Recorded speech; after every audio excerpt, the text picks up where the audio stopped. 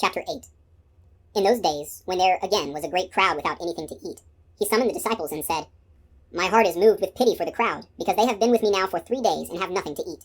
If I send them away hungry to their homes, they will collapse on the way, and some of them have come a great distance."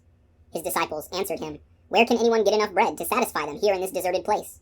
Still he asked them, "How many loaves do you have?" 7, they replied. He ordered the crowd to sit down on the ground. Then taking the 7 loaves, he gave thanks, broke them, and gave them to his disciples to distribute. And they distributed them to the crowd. They also had a few fish. He said the blessing over them, and ordered them distributed also. They ate and were satisfied. They picked up the fragments left over, 7 baskets. There were about 4,000 people. He dismissed them, and got into the boat with his disciples, and came to the region of Dalmanutha. The Pharisees came forward and began to argue with him, seeking from him a sign from heaven to test him. He sighed from the depth of his spirit, and said, "Why does this generation seek a sign? Amen, I say to you, no sign will be given to this generation." Then he left them, got into the boat again, and went off to the other shore. They had forgotten to bring bread, and they had only 1 loaf with them in the boat. He enjoined them, "Watch out, guard against the leaven of the Pharisees and the leaven of Herod." They concluded among themselves that it was because they had no bread. When he became aware of this, he said to them, "Why do you conclude that it is because you have no bread? Do you not yet understand or comprehend? Are your hearts hardened? Do you have eyes and not see, ears and not hear? And do you not remember, when I broke the 5 loaves for the 5,000, how many wicker baskets full of fragments you picked up?"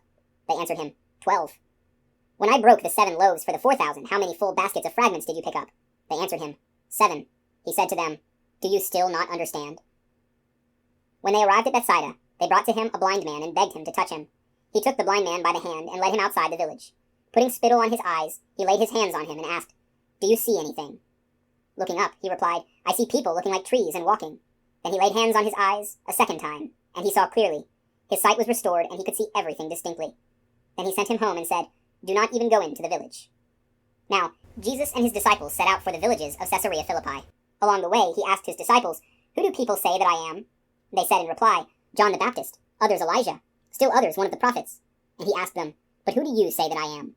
Peter said to him in reply, "You are the Messiah." Then he warned them not to tell anyone about him. He began to teach them that the Son of Man must suffer greatly, and be rejected by the elders, the chief priests, and the scribes, and be killed, and rise after 3 days. He spoke this openly. Then Peter took him aside and began to rebuke him. At this he turned around and, looking at his disciples, rebuked Peter and said, "Get behind me, Satan. You are thinking not as God does, but as human beings do." He summoned the crowd with his disciples and said to them, "Whoever wishes to come after me must deny himself, take up his cross, and follow me. For whoever wishes to save his life will lose it, but whoever loses his life for my sake and that of the gospel will save it. What profit is there for one to gain the whole world and forfeit his life? What could one give in exchange for his life?